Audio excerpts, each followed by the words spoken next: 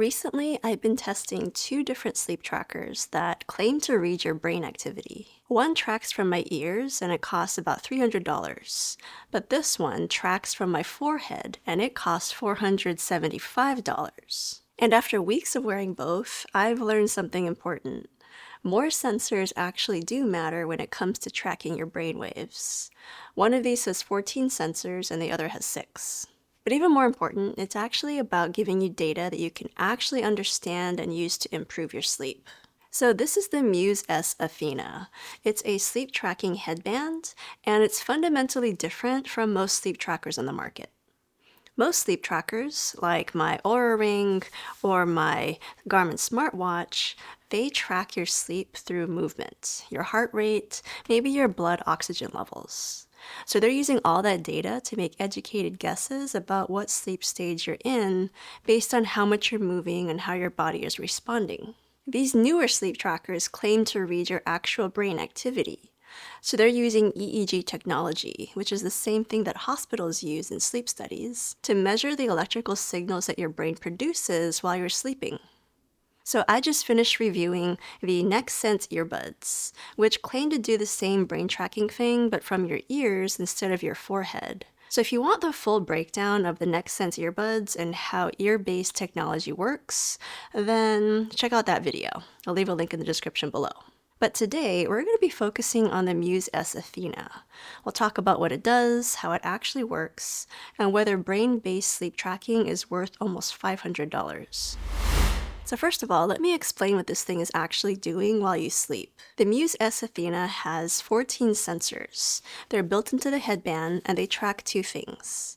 They track EEG and FNIRS. So EEG is short for electroencephalography. Don't even know if I said that right. But basically it measures the electrical signals that your brain is producing.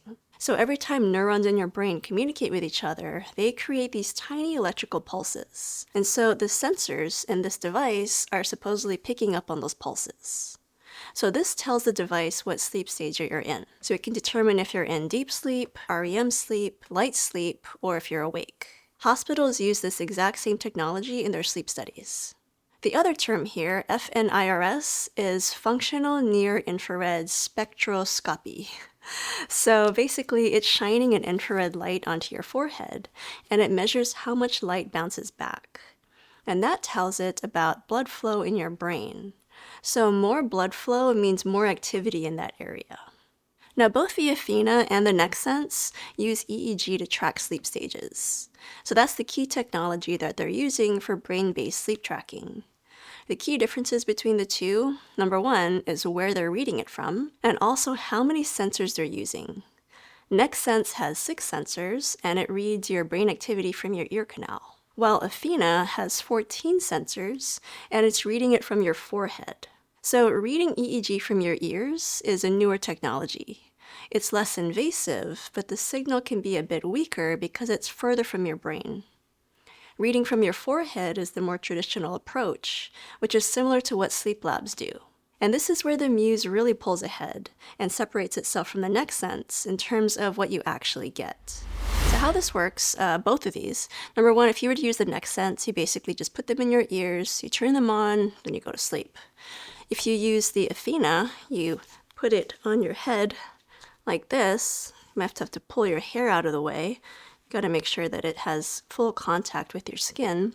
And then you press a button on top, make sure that it's connected to the phone app, and then you just go to sleep. In the morning, you wake up and you open up your phone app, and you'll get a comprehensive breakdown. So you get your sleep stages, your REM, your light sleep, your deep sleep, basically the things that your Oura Ring and your watch-based sleep trackers are going to give you.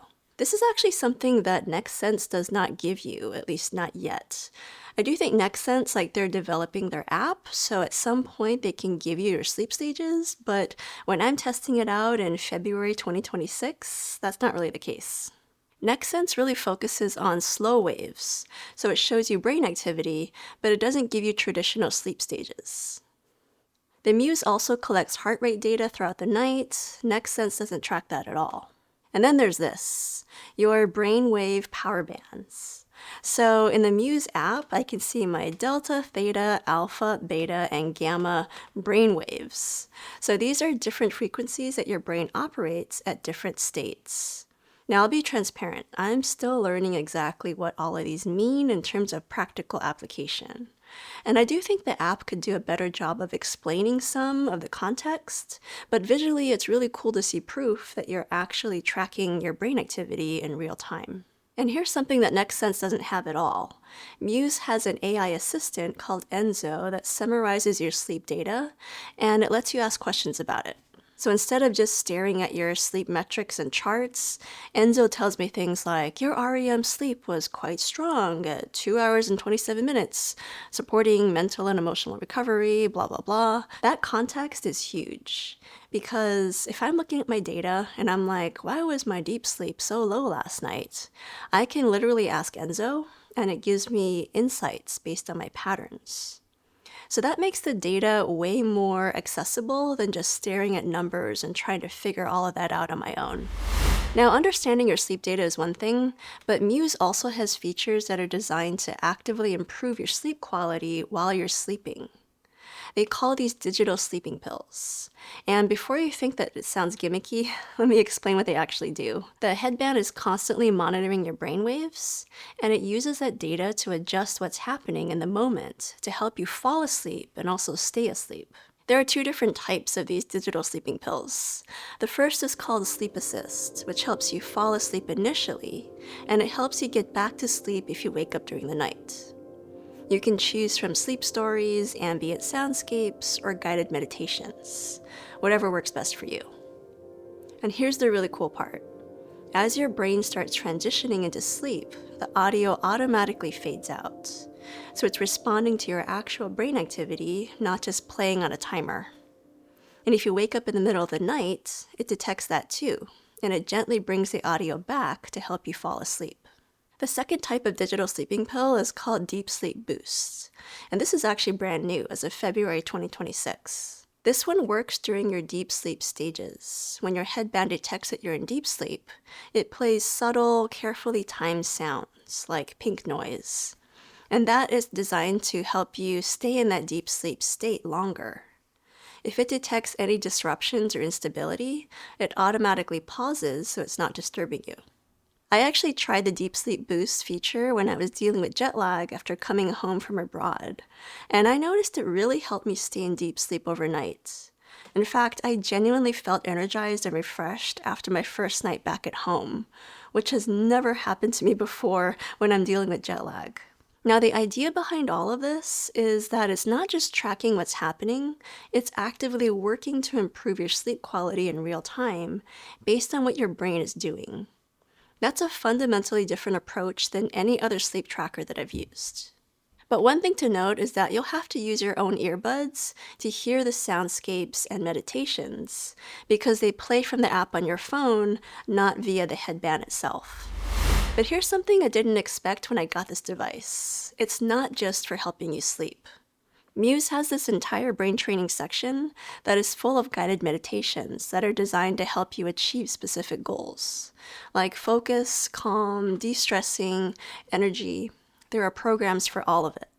Now, in the past, I've tried meditation apps before, like Headspace and Calm, and they're fine. But here's the difference with the Muse. It's not just guiding you through meditations, it's actually tracking your brain activity in real time and showing you how stress physically impacts your brain. That visual feedback is incredibly powerful, and it's completely different to actually see the physical changes in your brain activity. So now let's talk about the data and how it compares to other sleep trackers that I've been using. So I wore my Oura Ring, the NextSense earbuds, and the Muse headband all on the same night to see how they compared. And here's what I found. On this night, Oura said that I got 7 hours and 3 minutes of sleep with 87% efficiency, while NextSense said I got 7 hours and 47 minutes with 94% efficiency. Muse said 7 hours with 88% efficiency.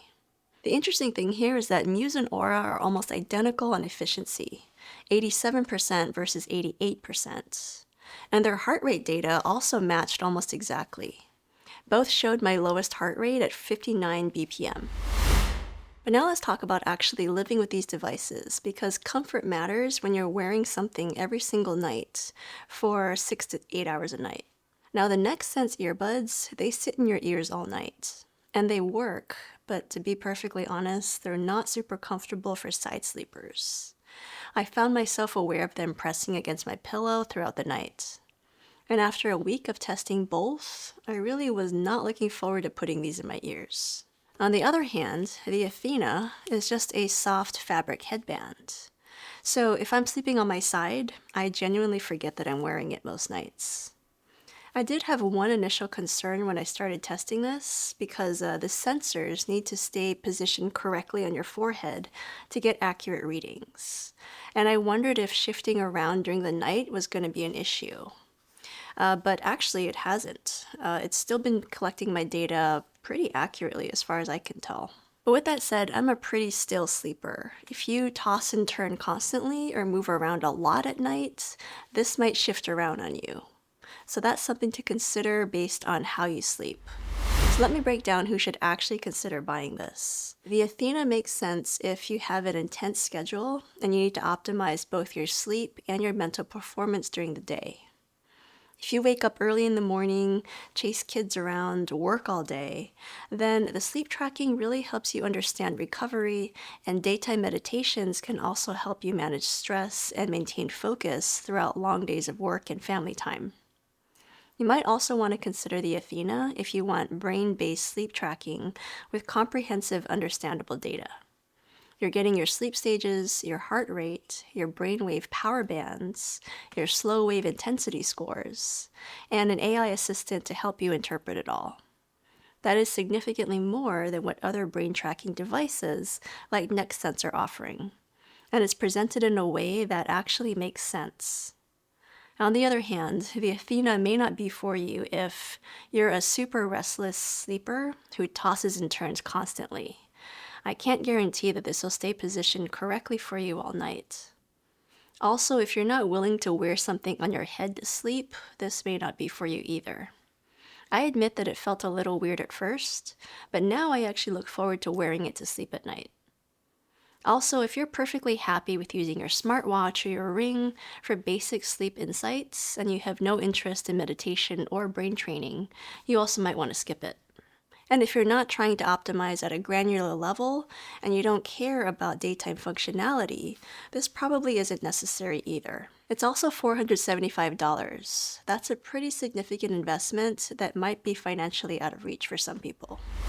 So here's my final take on the Muse S Athena. I've been genuinely enjoying the insights that the Athena provides. I think it's a fresh take on sleep data that really complements my Aura Ring data really well. I get the traditional metrics that I'm used to, plus this whole new layer of brain-based information.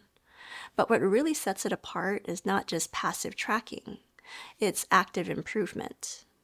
The brain training programs, the meditation, the real-time brain feedback, this has actually motivated me to stick with it in a way that I've never done before. I've never stuck to a meditation routine in my life. But there is something about seeing the visual impact on my brain that makes me want to do it a lot more often. That real-time feedback is genuinely powerful.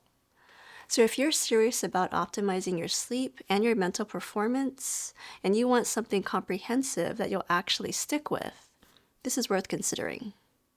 There's a link in the description if you want to check it out, and let me know what other creator tech or sleep tech that you want me to test.